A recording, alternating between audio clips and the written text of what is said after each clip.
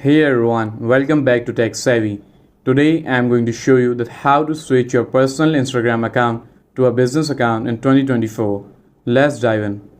First, you have to open up your Instagram app on your phone. Then you have to click on the profile button.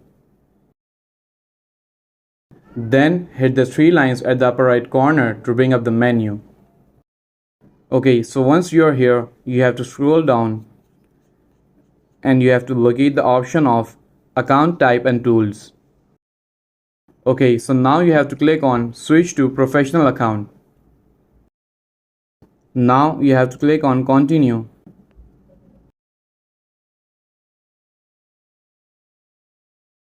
Okay, so now you have to choose the category of your professional account.